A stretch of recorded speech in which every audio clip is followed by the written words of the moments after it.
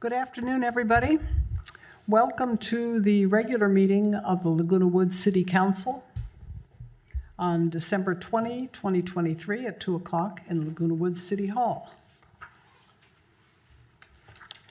Anybody who wishes to address the City Council on any topic will have an opportunity during the course of the meeting. If you want to speak to us on an item that's not on our agenda, we ask that you do that under Roman numeral 5, public comments, and that you indicate your preference by giving a comment card to our city clerk. If you want to speak to us on an item that is on the agenda, we will have an opportunity for public comments at that time. Madam Clerk, will you take the roll, please? Thank you, Madam Mayor. Councilmember Horn? Here. Councilmember McCary? Here. Councilmember Moore seems to be absent. Mayor Pro Tem Hatch? Aye. Mayor Connors? Here. Thank you. Councilmember McCary, will you lead us in the Pledge of Allegiance? Yes. Please rise. And as we face the flag, let us recite, I pledge allegiance to the flag of the United States of America and to the republic for which it stands, one nation, under God, indivisible, with liberty and justice for all. Thank you.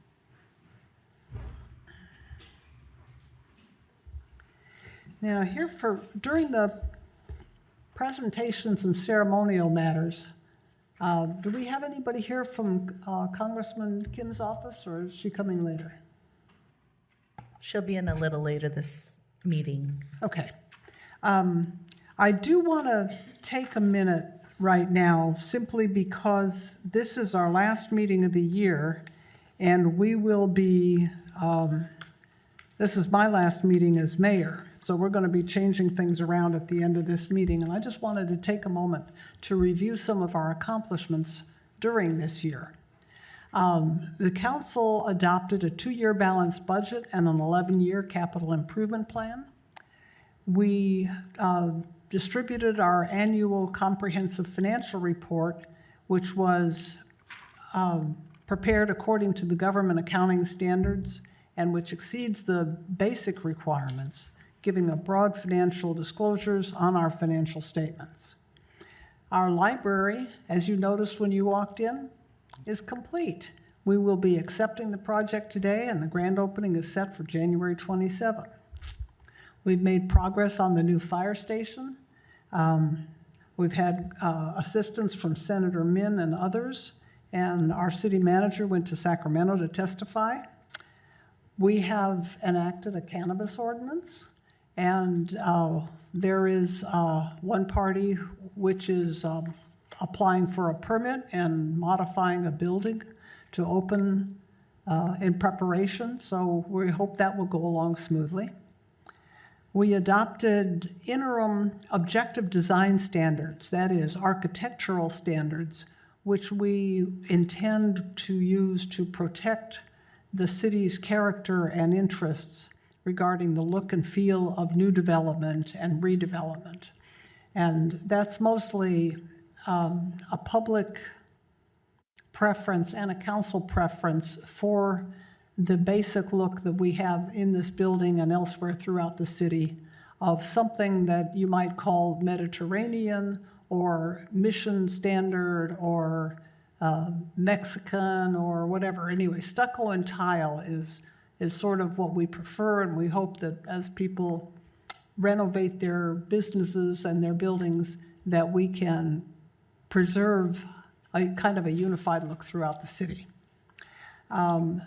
After a long effort, our housing element part of the general plan has been accepted by the state, and the only thing we have to do is the ministerial task of rezoning.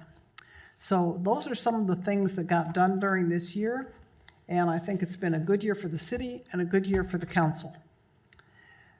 Are there anybody, we'll come to item 5. Are there anybody here with public comments?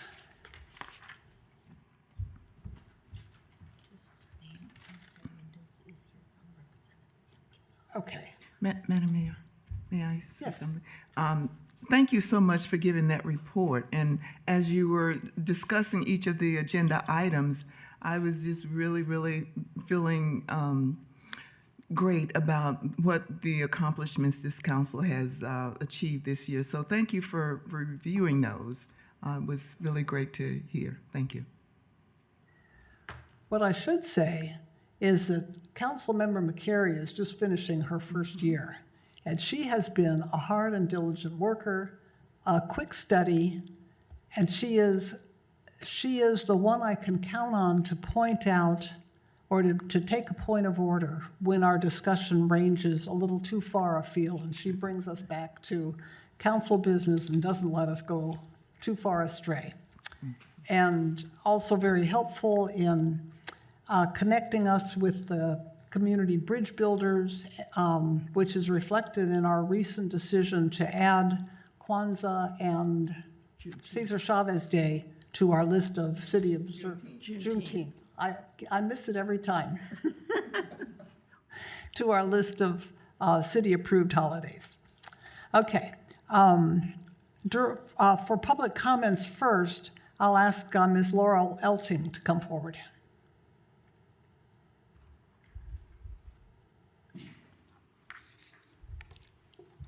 Hello? Hi. Hello. When I moved into my cooperative, you have to excuse me, I'm having some asthma. There was no heat in the 2 bedrooms.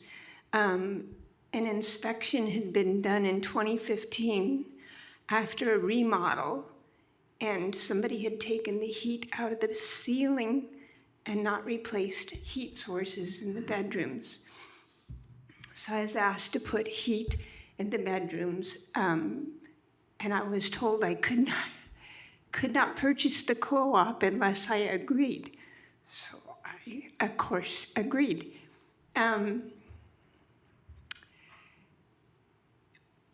I called Shafe Air, and they came out 12/12/2022. The job was finished finally on 5/25/2023. That's a long time. It was horrendous and unpleasant, but I'm here today to ask that you waive a $200 late fee on the electrical permit that should have been pulled by my electrician. Happy to pay the permit fee. Don't think I deserve the late fee. I have a lot I could say and a lot I could explain. Okay, why don't you give your manor number and your name and your phone number to our city clerk, and someone from our building department will reach out to you and see if we can see what we can do to work it out. Okay, let me just say that if it's Chris that's going to reach out to me, we've had a discussion. He sent me here to ask you, and now you're going to ask him. I think that's happened before. Okay. I will put our city manager on it, and he'll make sure that we take a look at it separate from what Chris has told you, okay? Thank you. We can't take action on this request here at this meeting because it's not on our agenda. Okay, so our staff will look into it, and if it's necessary to bring it back to the council again to get relief, then they will do that. Okay, I don't know how much you need in the way of detail for me to support my position. If I need to tell you more, I have more to tell you, but it's not a pretty picture for anybody. Renovations are hardly ever a pretty picture, Right, and when they go exactly. south, that's So, even worse. I can perhaps leave this paper with Yoli.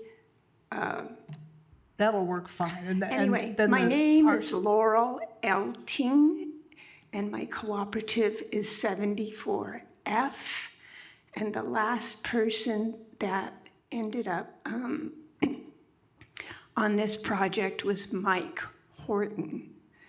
So I understand he's no longer here, but That's right. We have records. a lot of people have had their hands on the project. So, thank you. And I'm glad you have heat in your house now. Thank you. Sarah Mendoza, are you here now? Hi.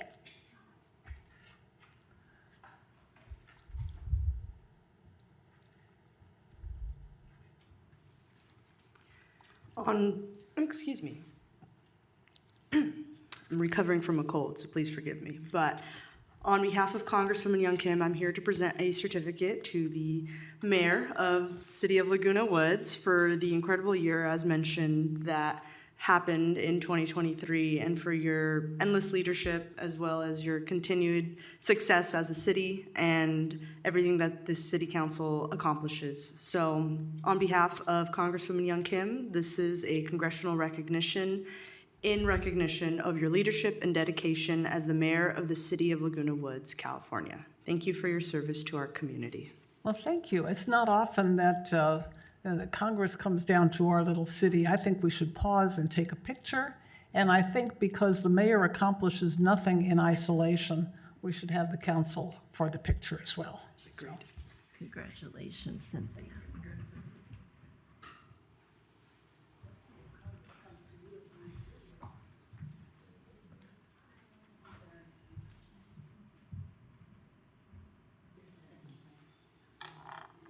What's she doing?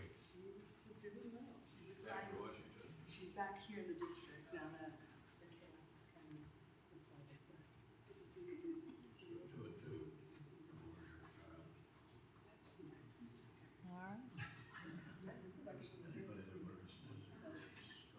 Okay.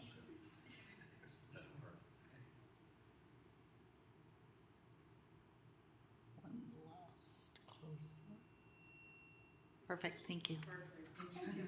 How could it possibly be perfect?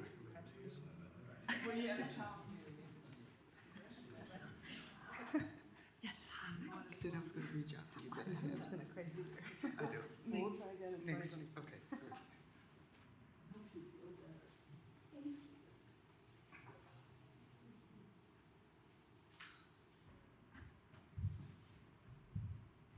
Congratulations, Mayor.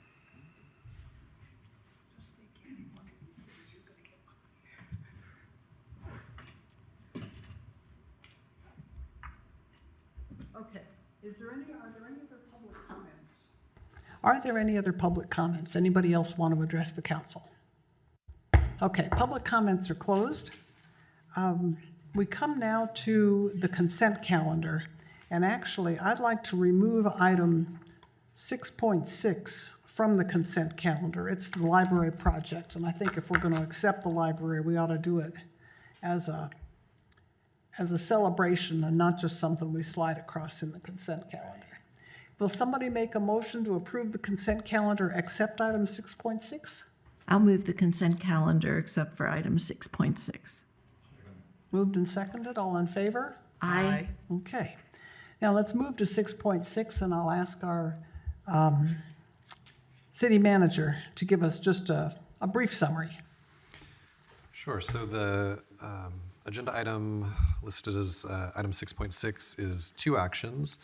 Both of them relate to the contract with iBuild Spectrum, which was the contractor selected to construct the library project. As you noticed today when you walked into City Hall, the project is complete. The library is in the process of moving into the space. We're told that'll take place primarily after the first of the year. And as the mayor mentioned, we have a grand opening planned for January 27th. So this has been several years in the making, but the final punch list has been taken care of. We went through our concrete replacement and landscaping replacement and some of the other bumps in the road, but we are here at the end of the line finally. Okay. Everybody who finally got to walk in through the main door, I'm sure was Yes. was pleased. I saw somebody still walking up the ramp, and I had to stop myself from pulling all the way in here to park and realized I could park like out in front and just walk in like a real person. So This is a fine day for us. Yes. Okay, thank you. Oh, and now we need to approve item 6.6. It's 2 items. Can we move them together? Yes. Do you need to read them into the record? No, just item 6.6, both recommendations listed on the agenda. Okay, will someone move those? I'll move those recommendations under 6.6. Second. Moved and seconded, all in favor? Aye. And congratulations to our staff for shepherding that through. Okay, we come to item 7, our public hearings. The first one is on community development block grants, the various improvement projects that we are applying for funding for. Can you talk to us about that, Chris? Yes. So this agenda item is something we do annually. The County of Orange administers an urban county CDBG program, which is the vehicle that the city uses to compete for community development block grant funds. Every year, they accept applications for public facilities and improvements grants. Cities that participate in that urban county program are able to apply for a single grant a year. Those projects have to address one of 7 County of Orange high priority areas that are listed in the table on the screen. We have historically applied for sidewalk improvement funding, which is again what we're recommending today. We have some additional information included in the agenda packet, but I just want to note again that this grant program is exclusive to public facilities. We are not able to apply for community development block grant funds through the public facilities and improvements grant program for improvements that would occur on private property. This recommendation today is the continuation of what has now become a pretty long-standing project for the city. That's our Americans with Disabilities Act Pedestrian Accessibility Improvement Project. We embarked on the first phase of this project in fiscal year 2017-18. We have now completed 7 phases of that project, including the most recent with the notice of completion that was also on today's consent calendar. When we started the program, we were applying for $145,700. We have since increased that slightly to $150,000, which is the maximum that cities can apply for without being required to contribute matching funds. For phases 5 and 6, the county had excess CDBG funds, including for a time as part of some coronavirus relief funding that allowed us to add an additional $200,000 to those annual projects without the need for matching funds from the city. So since we embarked on this project, just under $1.5 million has been obtained for sidewalk and street improvements throughout Laguna Woods. In the current year's 2-year budget and work plan, we have a phase 8 for this project scheduled for fiscal year 2024-25. That's the fiscal year beginning July 1st, 2024 and ending June 30th, 2025. The budget calls for us to apply for $150,000 in funding. This project is contingent on the receipt of that funding. Again, the $150,000 would not require any matching funds, and the work that we've identified this year in kind of our rolling list of accessibility improvements throughout the city's public street and sidewalk network, it includes a variety of sidewalk improvements on Moulton Parkway, and then the reconstruction of 2 driveways, which I'll show you in just a moment here, in the vicinity of Laguna Country United Methodist Church and Temple Judea. This is to make sure that the pedestrian path of travel, as it extends across driveways leading to or from public streets, maintains a level of accessibility.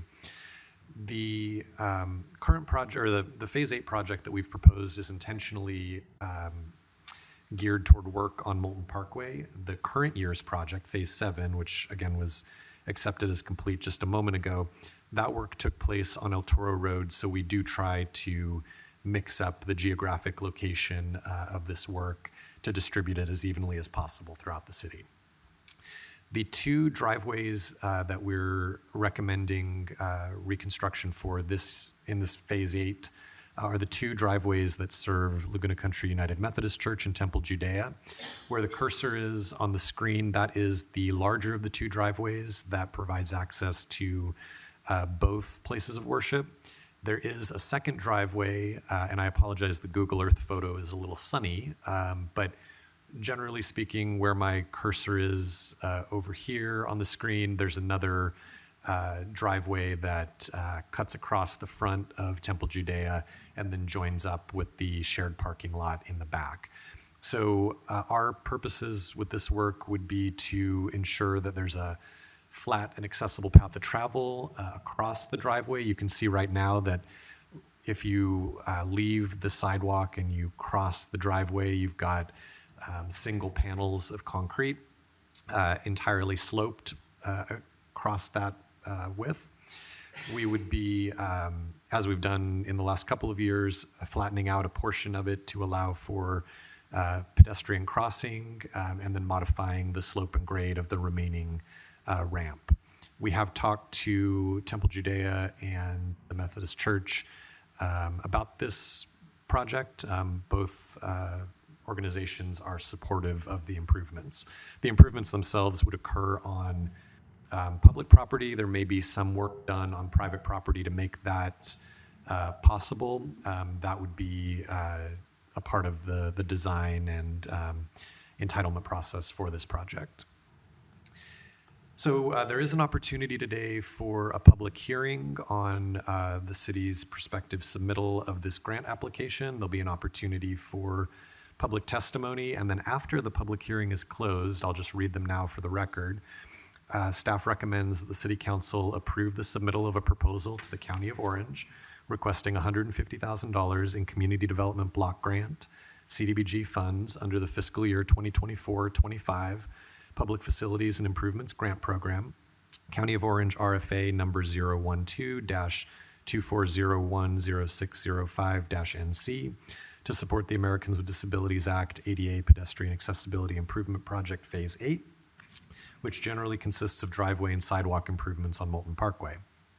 There's a second part to that recommendation, which is to adopt a resolution titled A Resolution of the City Council of the City of Laguna Woods, California, approving the submittal of a proposal to the County of Orange for Community Development Block Grant funds, or Block Grant CDBG funds, prospectively accepting the award of such CDBG funds, making related authorizations related to the fiscal year 2024-25 Public Facilities and Improvements Grant Program, County of Orange RFA number 012-24010605-NC, and determining and certifying that the submittal of a proposal and acceptance of the award of funds is exempt from the California Environmental Quality Act. With that, I will turn it back over to the mayor for the public hearing. Thank you. I want to point out that in the prior years, we have put in curb cuts and modified the curb cuts to take away the lip and provide smooth passage at pretty much all of our intersections. And now we're improving the pedestrian experience by making driveways less of an issue for people who are walking along and suddenly find themselves walking like this or having to step up or step down. So this is a good thing to keep our city pedestrian friendly, since we're small enough that some people can walk to where they want to go. Are there any public comments regarding this application for block grant money? Sorry, just to clarify, the public hearing has been opened Yes. and we're accepting public testimony. Thank you. I'm opening the public hearing. Does anyone in the public wish to make a comment? Okay, hearing none, public comments are closed. Does anybody on the council have any comments they want to make? Yes. Go right ahead. Thank you. Chris, a couple, three questions. One, are we in competition with other cities that are eligible? Number two, this is phase 8. We've been, the 7th year has now passed. Will we run out of projects at some point in the future, or do we have a number of things that are available out there? Those are two questions. You have a third? Yeah, the third, what was the third? Well, All right. on this year's, I had a couple of small complaints about what was done, about the impact of the slope either with cars. Have you had any of those? Okay, so let me take them in the order that you asked. The question about competition, there are other cities that participate in the urban county program. Our understanding is that the county attempts to spread the money around as much as possible, but it still ultimately does come down to whether or not you have an eligible and competitive application. The nice thing is, after having successfully received funds for 7 years, we feel like we have that piece of it pretty dialed in, so I would be surprised if we didn't receive money for Phase 8. We also have a track record of successfully delivering the projects, not leaving an undue amount of money on the table, getting them done within the grant timeframes. All of that works in our favor. Good. As far as will we run out of work to do, the answer is no. I'd like to be more nuanced on it, but a couple of things come into play. We have a sidewalk system that still needs a variety of what I would call these kind of like first-time improvements, where we're modifying driveways to comply with current standards. We're doing, as the mayor mentioned, curb ramps and so forth. But every year, we do a couple of driveways, we do a couple of curb ramps, but the majority of what we do is the replacement of sidewalk panels that are lifting or cracking or otherwise creating an uneven path of travel. Unfortunately, whether it's a result of groundwater, trees, just soil and earth movement, there's always going to be an amount of that to be done. So I think for all those reasons, plus the fact that even if we did somehow get to perfectly flat sidewalks, accessible driveways and accessible curb ramps, there are other types of accessibility improvements that might make sense to do, including audible countdowns across intersections, different tactile signage that make it easier for people with limited mobility or limited vision to navigate. So that'll always be a thing. And then the last part about the impact of the slope. So I'm going to guess that what you're talking about is when these type of improvements are made, and most recently they were made at Geneva Presbyterian Church, the sidewalk outside. Yeah.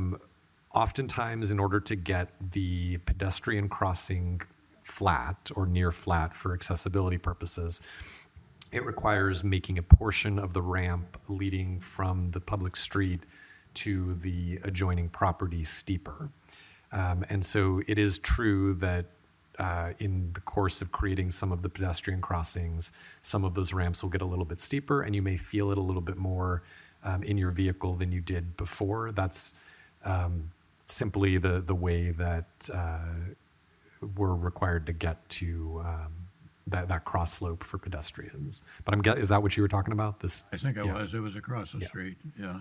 Yeah, so the most recent driveway improvements were made at Geneva Presbyterian Church. We've done a couple in the years preceding it, but especially if you're really familiar with a driveway crossing, after this pedestrian accessibility work is done, you will definitely notice a difference. Hopefully you'll get used to that difference, but it definitely drives different when you have a flat 3-foot walkway crossing it as opposed to everything being a uniform slope. Thank you. Sherry, did you want to say something about the? I just wanted to say for future projects, I'm going to keep talking about the sidewalk on El Toro that is not accessible to anybody that's handicapped, that needs a wheelchair or a walker. So it'll be in the future. I know we're doing Moulton this year, but it will be not forgotten. Thank you. That would be the sidewalk on El Toro southbound between Gate 7 and Gate 9 that has alternating patches of trees on the wall side and then trees on the street side and then trees on the wall side, so the pedestrian has to go like this. It's kind of charming if you don't need a handicapped accessible path of travel. But since we are a senior city, I think it's a good thing to be paying attention to. Thank you. Okay, any other council comments? Yes. And I just think it's a really wonderful idea to sort of level off and flatten off those walkways. In recent months, I've heard of several people who've actually fallen because either for not paying attention to those little cracks there or for whatever reason. So the more of those that we have, I'm pretty sure it's going to be less and less falls, and the more we'll realize where they are in other areas. So I think this is a good project. Okay. Okay, I'll take a motion on the two matters on the community development block grant. Move it. Oh, second. All in favor? Aye. Aye, that's unanimous. Now we come to our objective design standards. For a long time, we thought we weren't having much new development or redevelopment or whatever in our city, but now it seems to be happening. So it's timely for us to be doing this. Go ahead, Chris, I'd like to hear the report. Sure, thank you. So in October and November, the City Council considered and then adopted what we referred to at the time as interim objective design standards. These are design standards that would apply primarily to new construction, but in some cases to expansions of existing construction. It's consistent with a significant work plan item included in the current 2 years budget and work plan that calls for these type of objective design standards to be adopted with a particular eye toward architectural and landscape standards. As I talked about in October and November, state law prevents cities from applying certain types of non-objective standards to qualifying housing developments. What they do allow you to do is adopt objective design standards that are more or less uniformly interpreted by different parties. So these are things that there's a benchmark or some sort of more or less hard and fast criterion available that if you and I were housing developers, we would reach the same conclusion about what the city is requiring based on the way that the city's standards were written. So in November, you adopted an ordinance that established an objective design standards chapter of the municipal code. That ordinance became effective December 15th. And we told you at the time that that was a first step in a much larger process. That larger process will include retaining an architect to help flesh out some of these standards and to bridge some of the gaps between where maybe individually we think the city should be going in terms of looks and feel, and what might make sense to architects or design professionals. I also said in November that we were likely to come back in the near future with another round of updates to this ordinance. As the mayor mentioned, we've been receiving more inquiries lately for new development applications, which certainly behooves us to have as many standards in place as possible. So the recommendation today is offered in that spirit. One of the other things that the proposed ordinance does is it starts the city's process of integrating crime prevention through environmental design standards into our development regulations. This is another significant work plan item that has been included in your budget and work plan for a couple of cycles now. Crime prevention through environmental design is essentially a kind of wordy way of saying that we look at our development standards, and to the extent that those development standards can foster greater safety and deter criminal activity, that's something that we should require of developers in our city. So the proposed amendments that are before you today, Exhibit A to Attachment A has a red line version for you. I'm just going to hit on a couple of things. There are a variety of changes, but a couple of the more notable ones. There are some exemptions included in this ordinance. There were exemptions included in the previous one as well, but we've added exemptions for projects that occur on city property or city projects that require discretionary approval of the city council.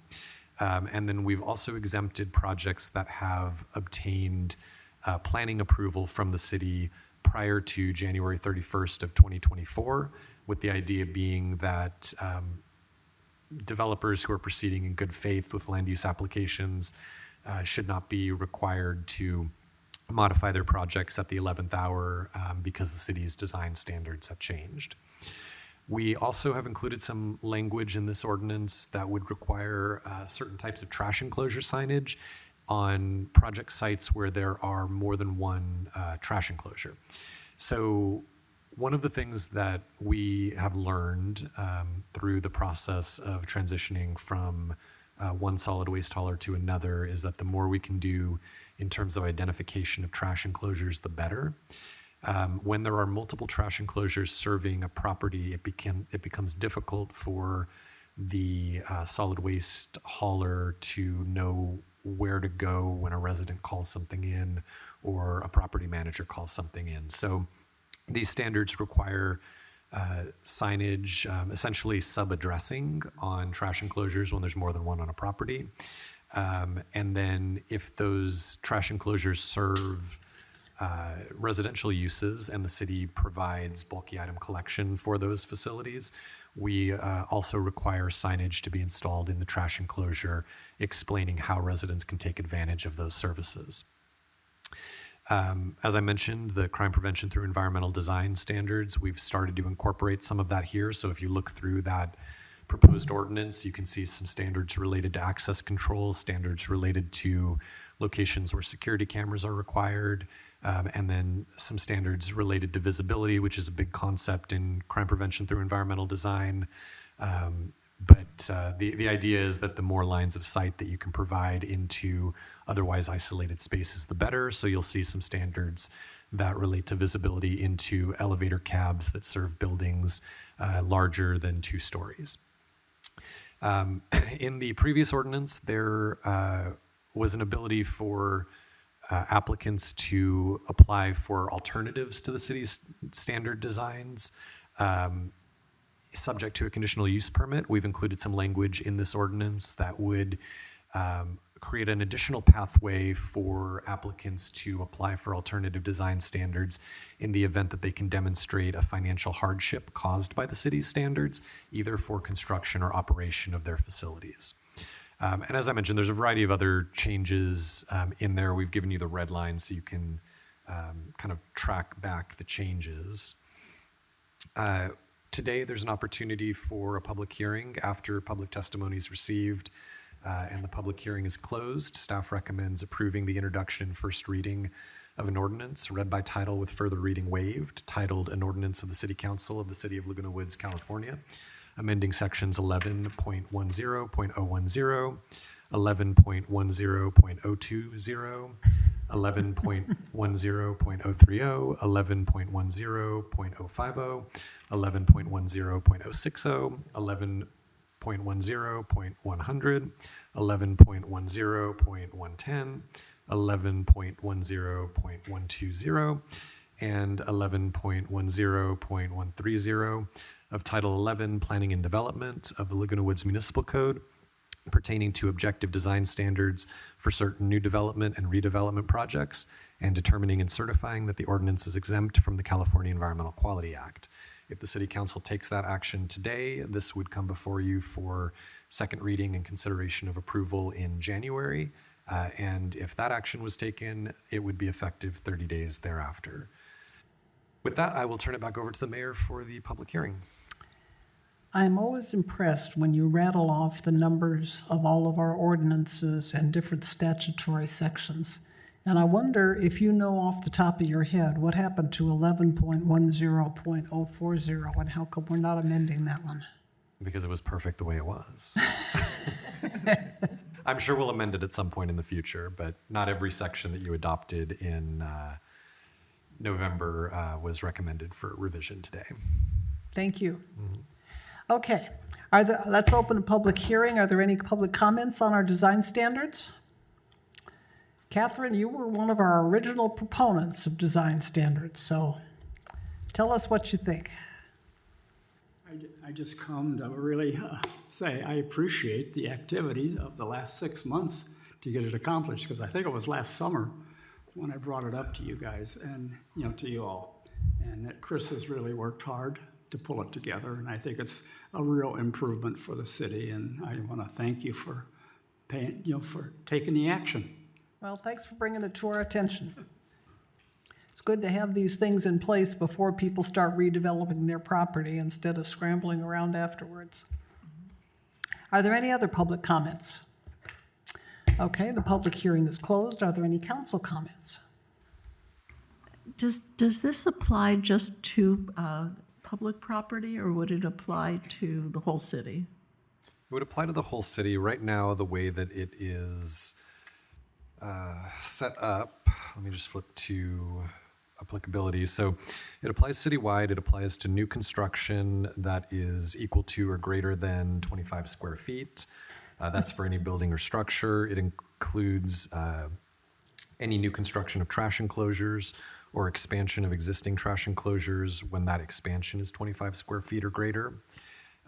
Similar concept with on-site generators, new construction of any on-site generators or the housing for those generators is required to comply, including when it's expanded in excess of 10 square feet or equal to or in excess of 10 square feet.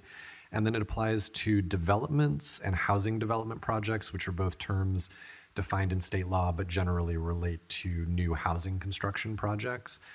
So it does apply citywide. It just doesn't apply to kind of ordinary remodeling. It applies more to new construction or expansions thereof. And then, as I mentioned, there are some exemptions related to wireless facilities, which are subject to separate kinds of regulations, projects undertaken by independent special districts and other agencies when state law precludes the city from enforcing design standards with respect to their projects. And then as proposed today, we would include exemptions for projects undertaken by the city or projects undertaken on city property when the city council approves discretionary plans for those projects, and then projects that received approval from the city council or city staff prior to January 31st of next year. Thank you. Really thorough answer. Okay, any other comments? Yes, Noel? Thank you. Chris, am I on? You're on. Thank Yes. you. Good. I think you know this, but I am a great admirer of your mind.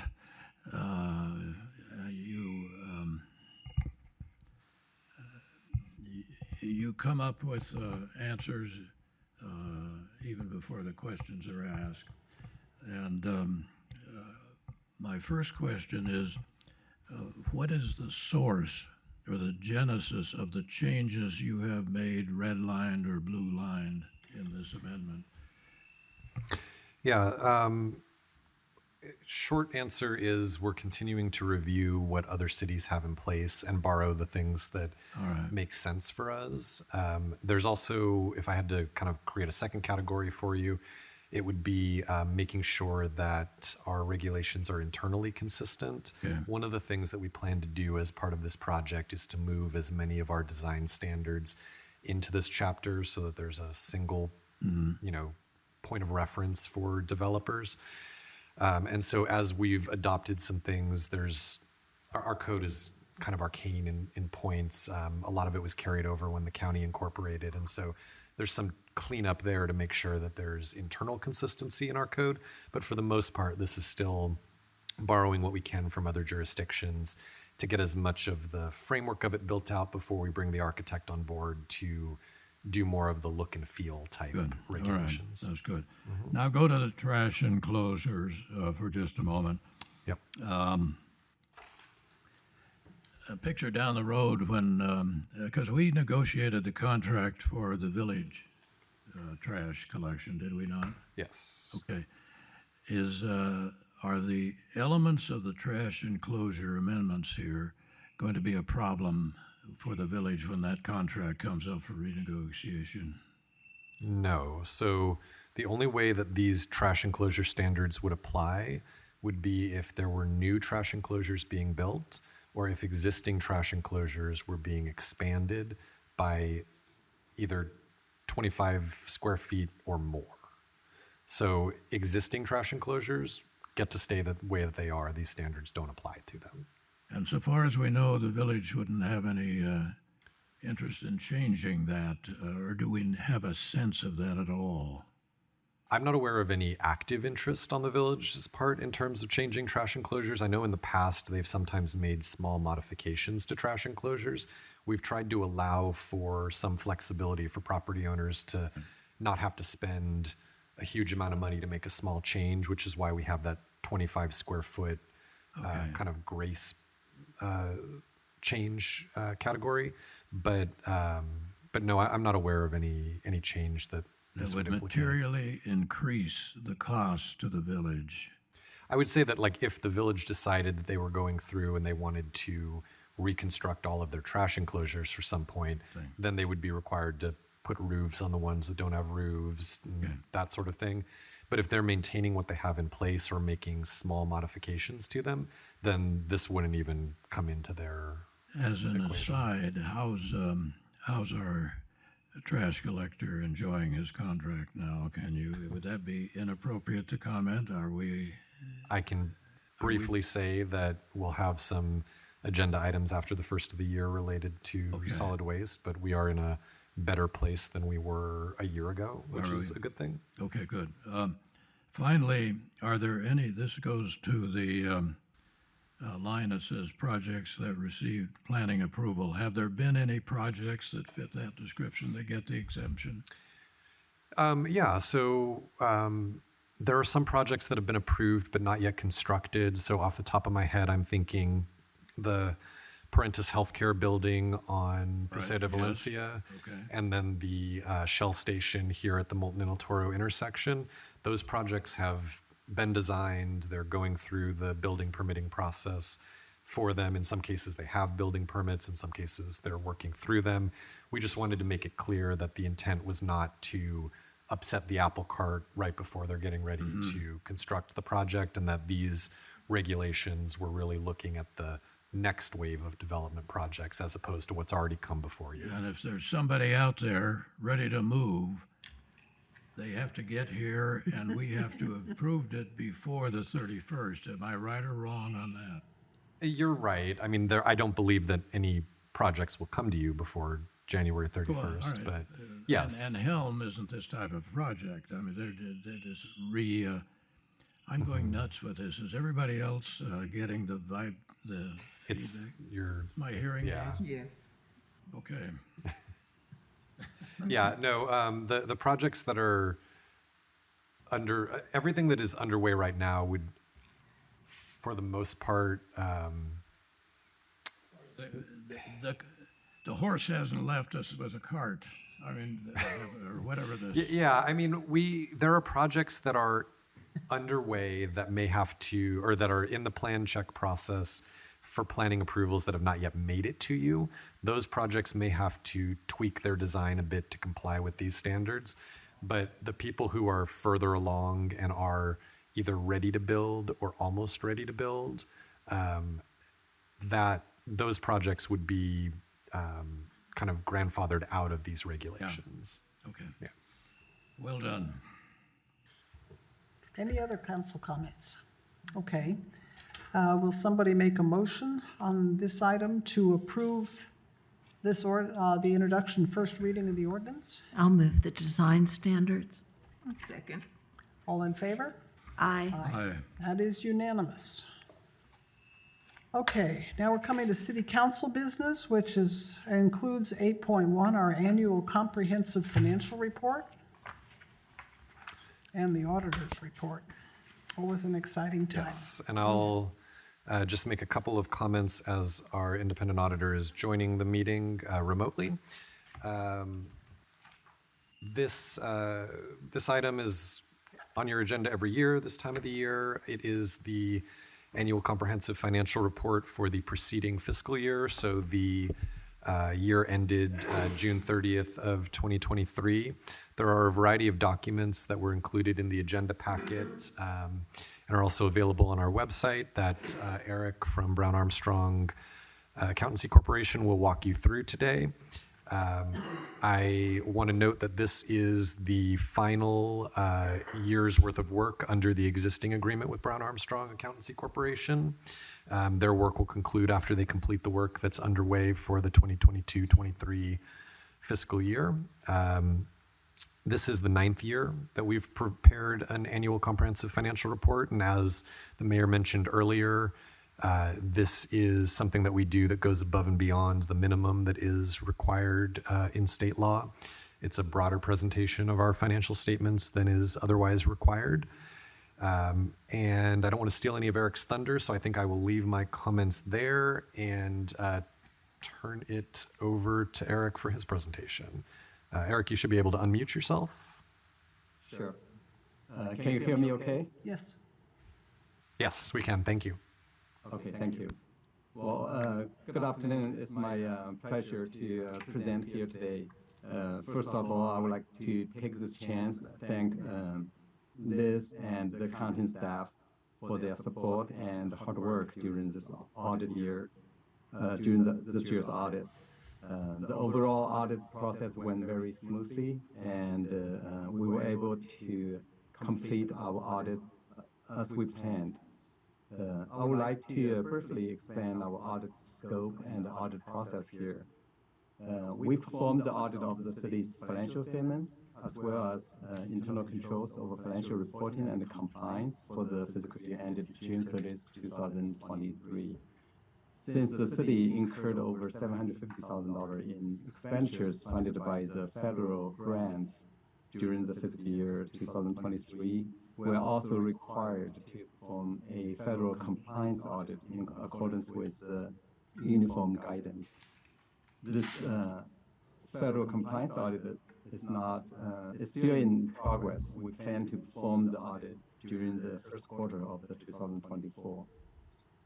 Our scope of the procedures includes inquiry, confirmation, substantive testing, and analytical procedures.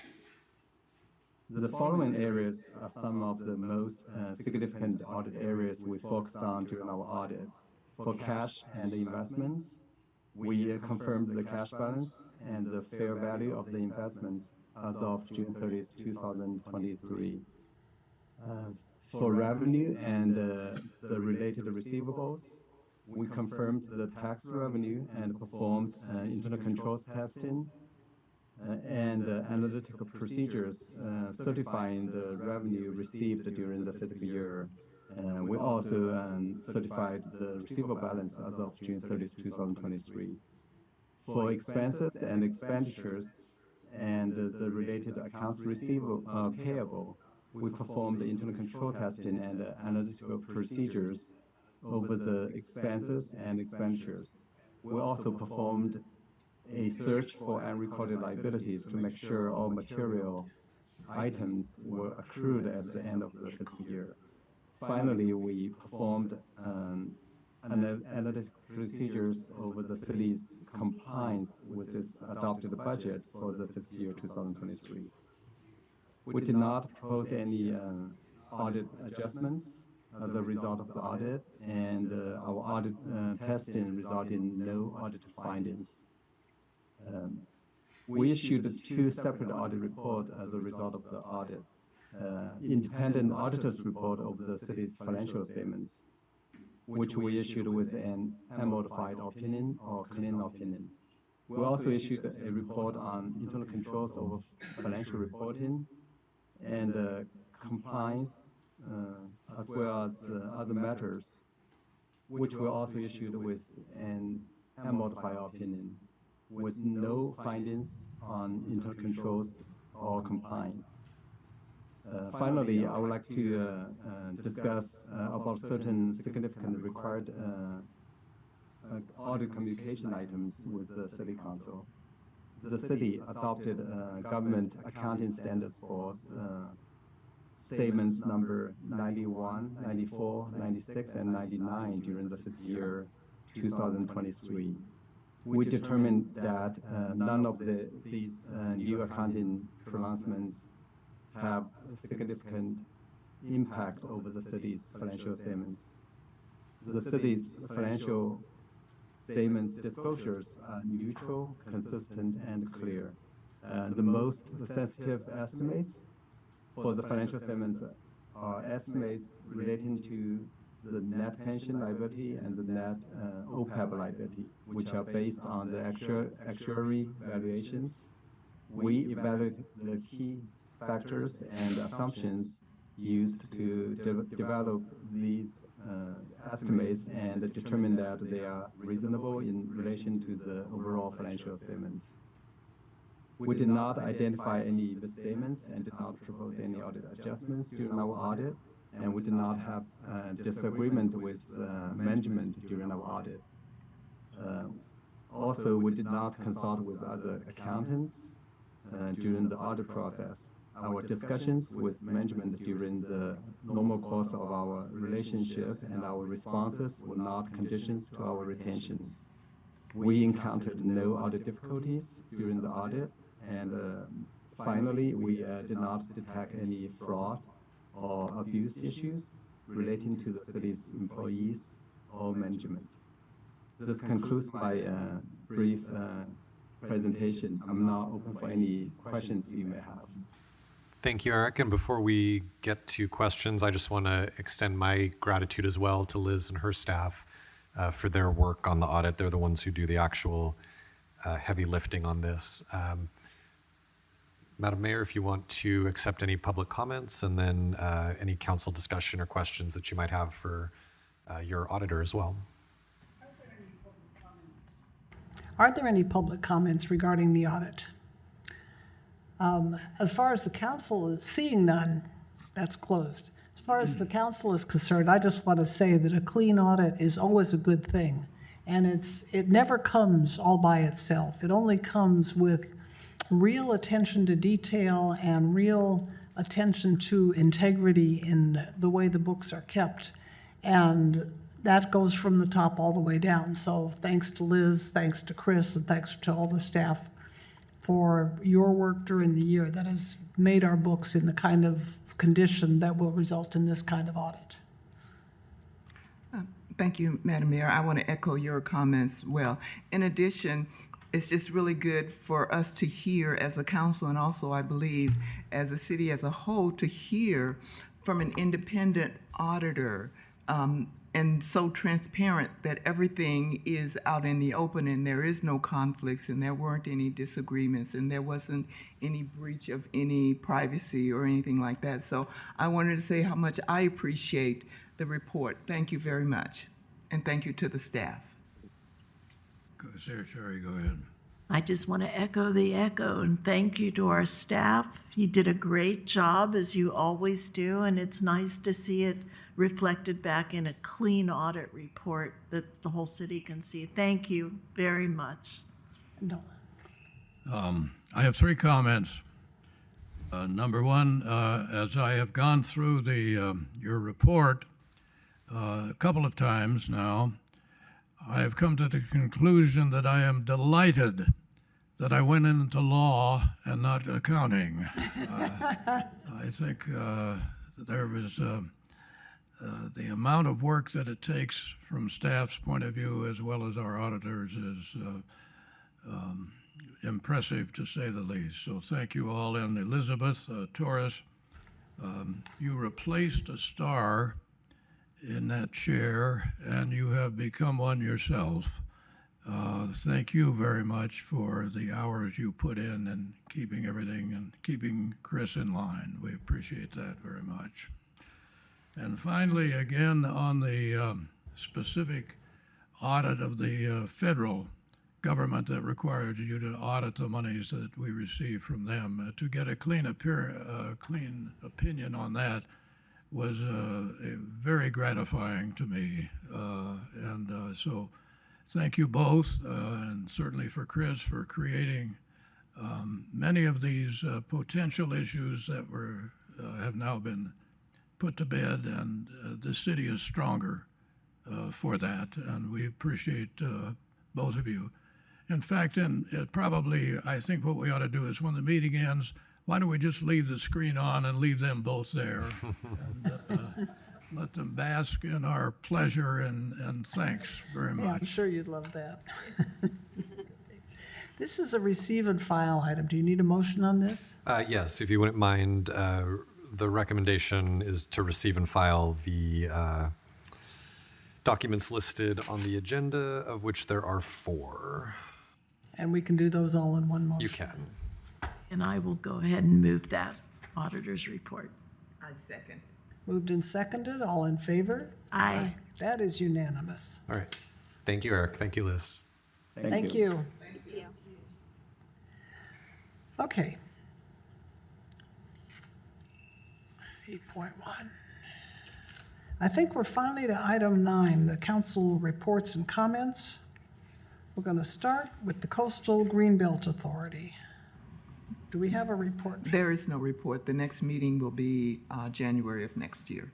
Okay, we're going then to the Orange County Fire Authority. We do not meet in December, so January will be the report. Okay, that's quick. The Library Advisory Board, that would normally be Councilmember Moore, who is absent today. Do you have anything to say for the library? Okay. Boy, we're just whipping through here until we come to Sherry. Always something Mosquito fun. and vector control. Take it away, Sherry. Thank you. At the November meeting, the Board of Trustees received one presentation by Steve Shepard on the red imported fire ants program. They don't spread disease, but they can be really destructive. The presentation addressed the history of RIFA, the red fire ants in Orange County, and the district's fire ant program. And we had no other business on the agenda. We're going to meet tomorrow again for December, and that's it from Vector. Okay. The next one is the Transportation Corridor Agencies, and I just wanted to mention a couple of highlights for the TCA year. Through their early bond buyback program, they purchased and paid down $150 million worth of bonds and saved $150 million in interest.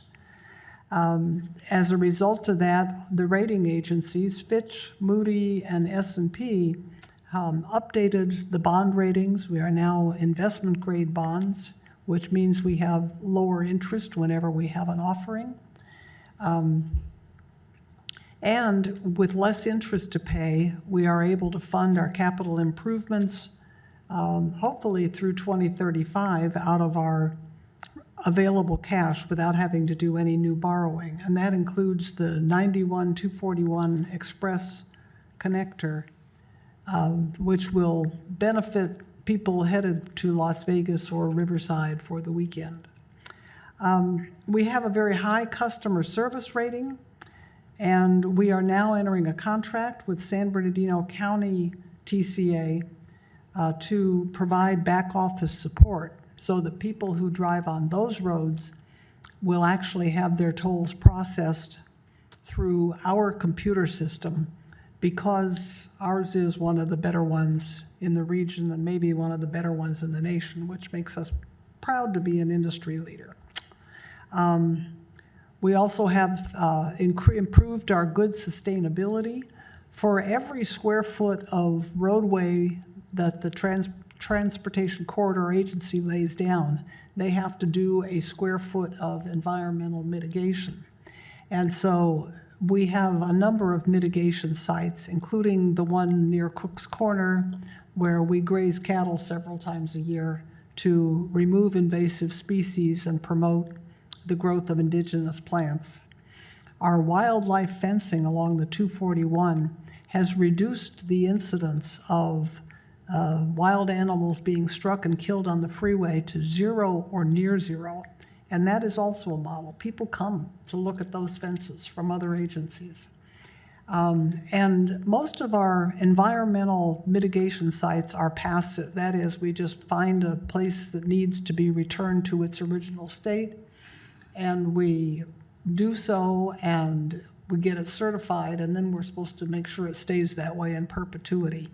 But there is a parcel called the Saddle Club near O'Neill Park out in the canyon, and we are looking to see if we can't make a way for there to be some pedestrian pathways connecting various parts of the wilderness that go through that area and still have it count as a mitigation area without the pedestrians doing damage to it. So that's a new thing too. So that's it for the TCA.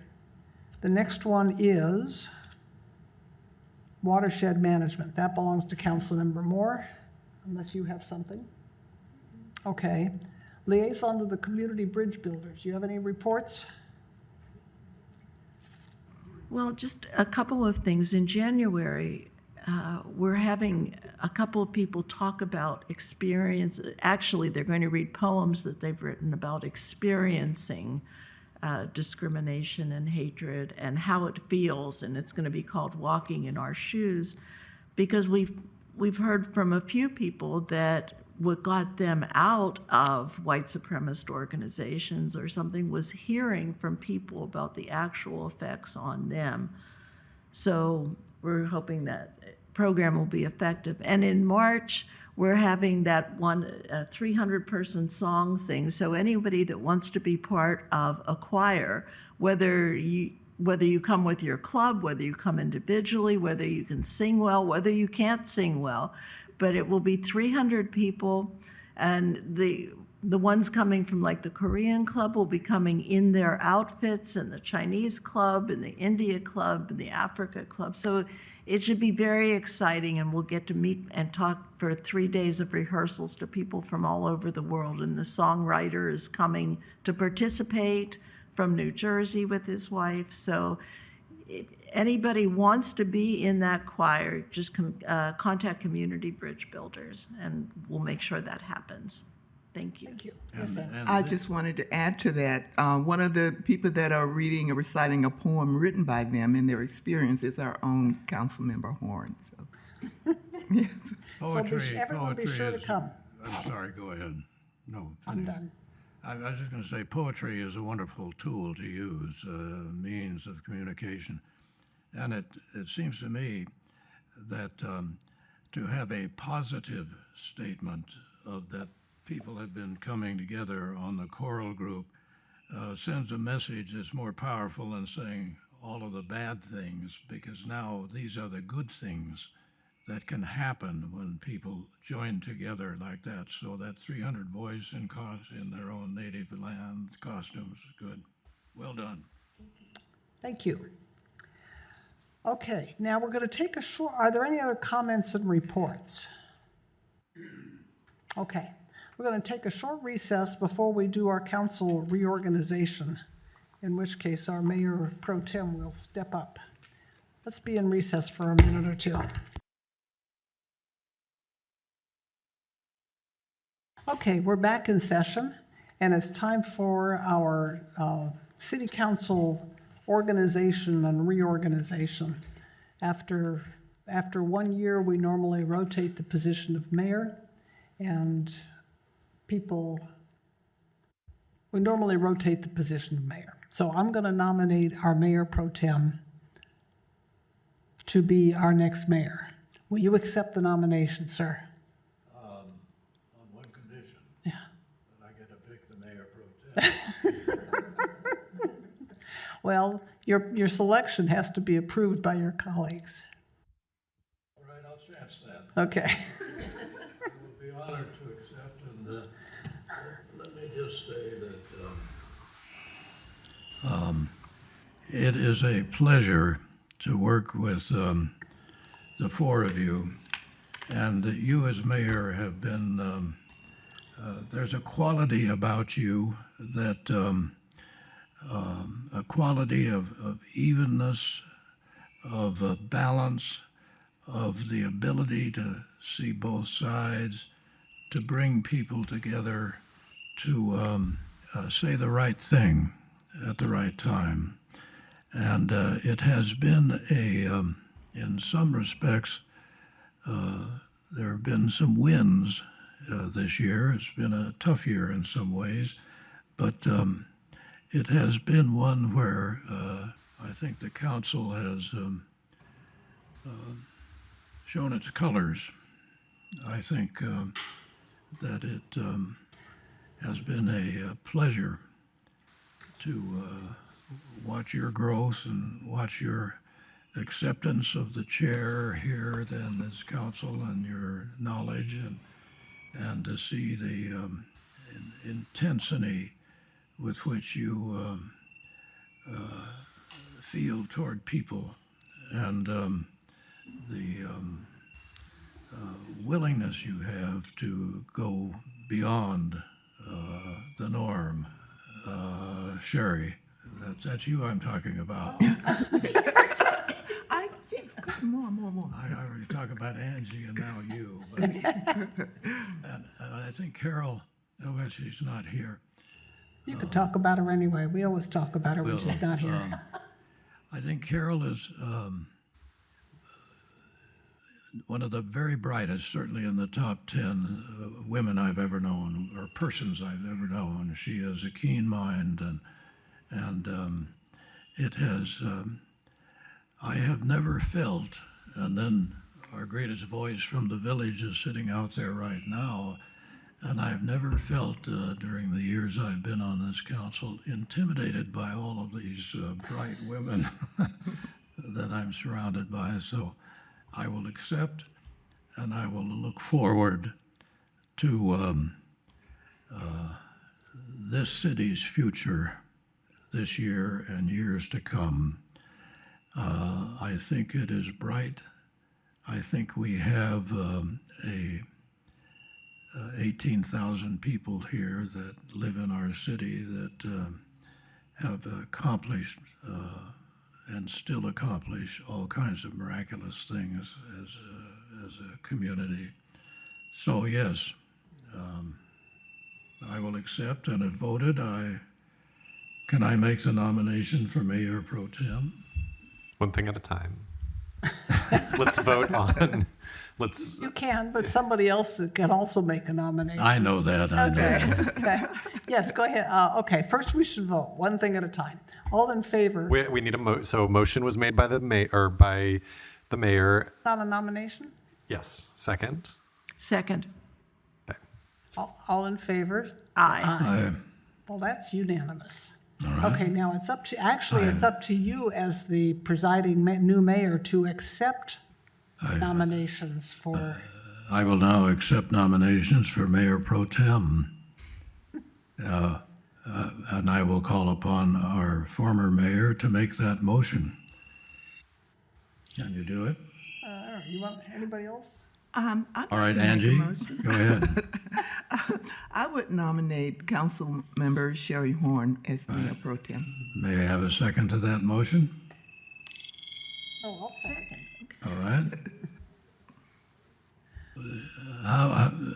Did you want to nominate anybody else? No, I wanted to find her husband to say whether he supports that nomination. I see a yes. All right, all in favor, say aye. Aye. Any opposed? No, it's unanimous. Thank you, thank you. All right. We now have the selection of a two-person, two-council-member audit selection committee. Chris, traditionally this has been, and what is your recommendation for this year? So, as I mentioned during the audit report earlier, we're at the end of the current agreement with the city's auditors, Brown Armstrong. Your municipal code has a 3-year term for that agreement. So a couple of years ago, there were 2 members appointed to this committee to work with staff during the RFP process. That was both reviewing the RFP before it went out, sitting in interviews. I think we've done this a couple of times now. I remember the mayor has done it with us before. I think Sherry, you did it with us one year. But we're looking for 2 members to do the same this time around. We're looking for an ad hoc auditor selection committee from today through March 20th of 2024 to work with staff to prepare a request for proposals and then review, evaluate, and make recommendations to the City Council regarding proposals submitted by firms interested in providing annual audit services for fiscal years 23-24, 24-25, and 25-26. I would say that this is probably, barring something unknown happening, it's probably a 3 to 4 meeting commitment scheduled at your convenience. Usually around this time of the year, we would get a draft of that RFP out to you and then have the first meeting with the ad hoc committee at some point after the first of the year. But not a huge commitment, just looking for 2 people to help us make a recommendation regarding which firm gets the next 3-year contract. All right. Has it been a problem in having the firm a resident of a city that is removed from this area? Has that been a Oh, problem? no. No, our auditors have worked throughout the greater, I guess, Southern California region. It hasn't been an issue, especially with more and more occurring remotely. We typically, when we've gone through these RFP processes, I think we've typically got a healthy number of applicants. I believe the last time we had 5 or 6 firms submit proposals. I don't think geographic considerations are really that big of a deal as long as they are available for on-site work, which every firm that's ever applied, I think, has been. So, no, I think the key factors really is there's a lot of communication between staff and the auditors and between the council's annual ad hoc audit committee and the auditors. And so they need to be somebody that the council trusts to do an impartial, thorough job. And you'll get a sense of the feel and experience of auditors as you interview them through this ad hoc process. Thank you. Traditionally, the committee has been made up of anyone in particular, position-wise. No. All right. It's been pretty wide open, I think. All right. Let's turn to the council. And does anyone here on the council have a desire to serve on this committee? I haven't served in a while, so I'd Haven't be you? willing to All do right. it. We'll ask Annie. You have, all right? Okay, good. It'll be educational. We'll have council members. McCary and Connors. Yes. Okay, so we'll take a motion then All right. to appoint council members Jerry, do you want to make a motion Connors on and this? McCary. Yeah, I'll go ahead and move that for the audit committee. All right, all in favor? Oh, we need a second first. Is there a second? Okay, I could have done that too, I guess. All in favor, say aye. Aye. Thank you both. Thank you. And we'll be in touch in the next couple of days on that. All right. Now we go to the calendar, meeting schedule. Yes, so we have a recommended city council meeting schedule in your agenda packet. It's item 10.4, attachment A. This is a schedule for January 2024 through June 2025. Right now, you have adopted a meeting schedule through June of 2024, the end of the current fiscal year. We're recommending, generally speaking, a continuation of the once monthly meetings on the third Wednesday of each month at 2 o'clock here at City Hall.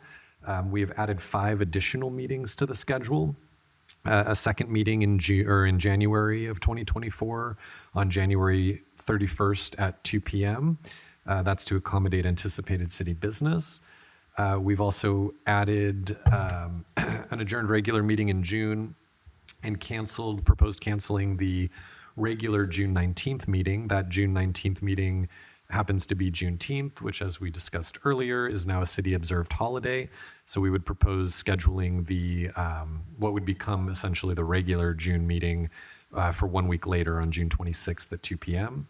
And then looking way out into the distance, we have 3 adjourned regular meetings proposed for May and June of 2025. That's to support the next 2-year budget and work plan development process, the fiscal years 2025 to 2027 budget and work plan. With that, any questions or public comments, All Councilor? right.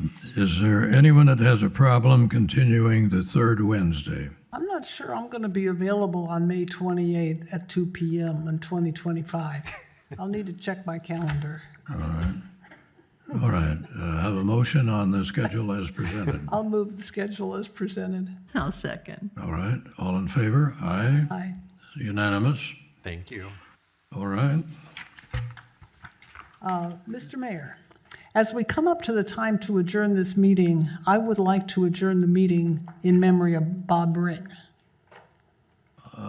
Annie, I don't think you knew Bob Ring.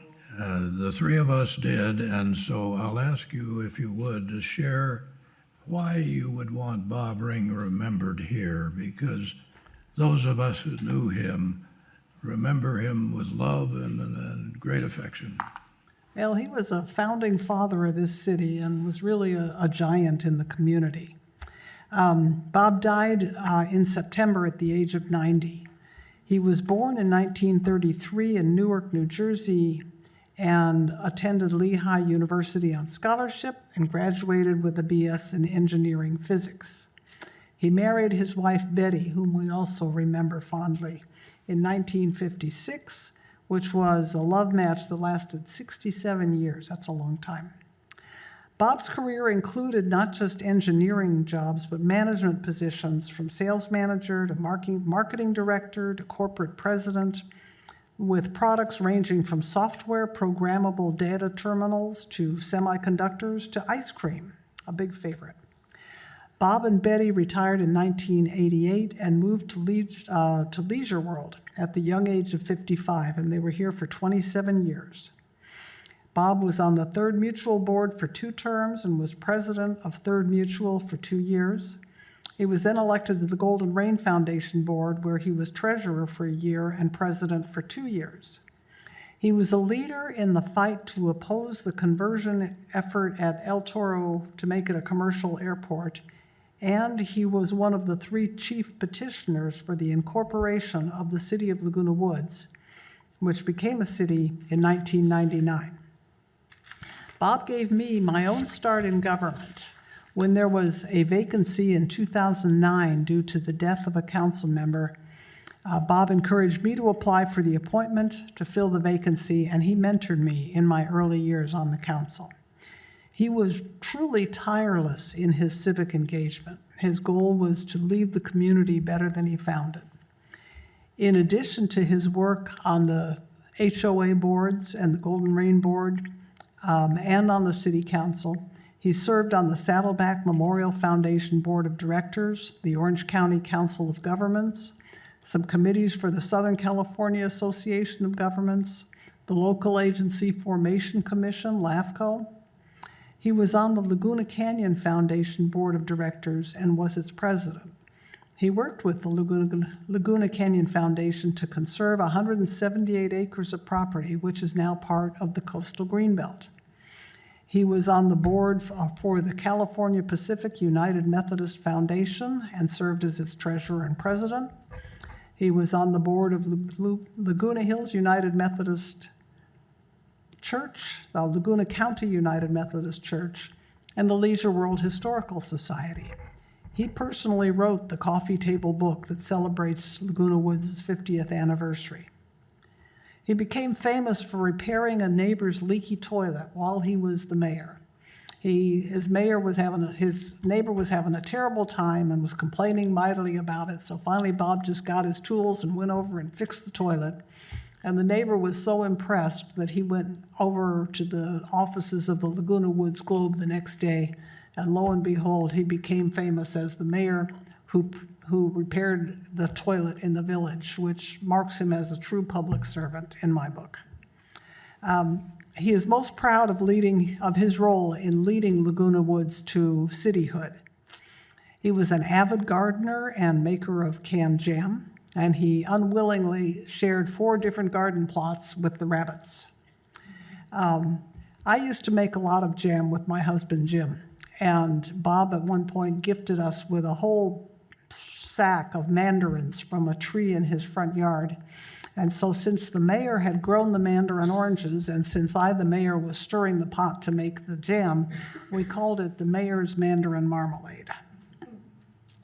In 2017, Bob and Betty moved to an elegant senior facility in Thousand Oaks, and nobody who knew him was surprised when he became the leader of the Resident Advisory Council about 6 months after he moved in, and the chair of the Finance Committee, and worked behind the scenes with the village store. As a founding father of this city, we will remember Bob for his tireless dedication to serving all the communities of which he was a part. Bob is survived by his wife Betty, 3 children, 4 grandchildren, and 2 great-grandchildren.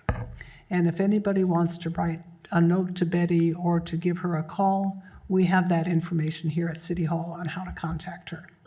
Thank you. So I move we adjourn. Thank you. We'll take a moment here as we reflect on what you've said. I might add to that it was, 10, 11 years ago, you were sitting over there, and I was sitting back over there somewhere. Are you speaking of when we were in competition for the appointment to this seat? We were both had our names in to sit as council members, and you came up and gave your speech, and I came up and gave mine, and I didn't have a chance. You were elected to the council, and Bob was president. Bob was sitting right there when and they had already made a decision at that time that this board needed a woman. And look what you've created here. Okay, that's number one. Number two, Bob also, he had an office in his garage and his city office at home, and he taught me how to make tomato juice and what to use to make it. And so in my garden, I remember one year I made 20 quarts of tomato juice and had it all year long. And so we all have owed Bob something. I didn't catch it, but did you remember he was the editor and really the author of that history?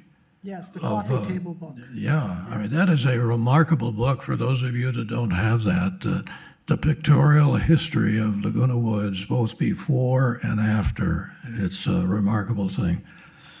There is nobody that one can remember with greater fondness than Bob Ring. I've talked to his wife, and she's well. She is well. Okay. Anything else any of you have? All right. Chris, anything from there? Okay. This meeting is adjourned until January 17th. No, we're not adjourned. We're having closed session, are we? No. All right, January 17th at 2 p.m. in this office. The meeting adjourned. Thank you.